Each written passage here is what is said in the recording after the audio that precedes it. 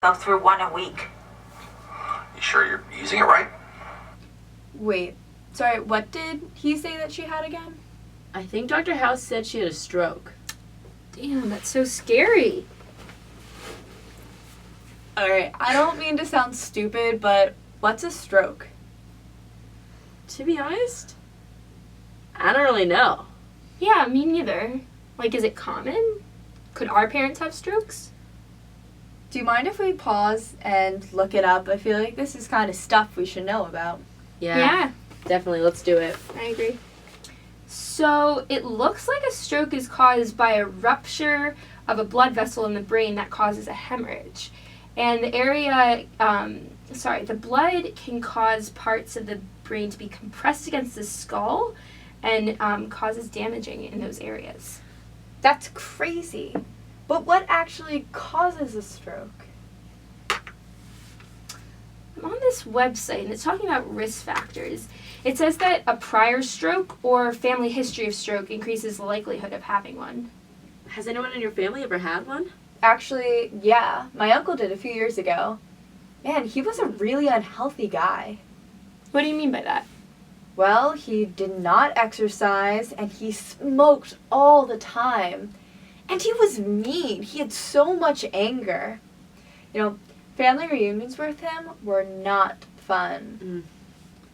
You know, all of that kind of makes sense because I see here that risk factors include high blood pressure, anger, cigarette smoking, in addition to heart disease, high red blood cell count, and something called transient ischemic attacks. Oh yeah, I see that on my page too. Apparently they're small strokes. Also, apparently a stroke can be triggered by a sudden change of posture, like in response to a startling event. Wow, that's really terrible. So, what happens if one of our family members gets a stroke?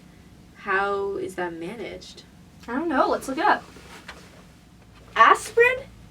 I found out that aspirin is actually effective in preventing people from having a second stroke after their first. No way. Aspirin. And even for people who have never had a stroke but are at risk, aspirin can apparently reduce the likelihood of having one. For the motor problems, people often use something that's called constraint-induced movement therapy, and it requires patients to use the stroke-affected limb to do tasks throughout the day to relieve the limb that's been overused. It's really important for patients to acknowledge their cognitive difficulties in order to get help. And cognitive remedial training is used to restore intellect functioning that was lost due to the stroke. Also, I see that antidepressants and cholesterol medications are sometimes used for the management of stroke, since these meds have been shown to promote neural growth. Wow. Stroke is scary, but I guess I'm glad to have a better understanding of it so I can help people when they have one.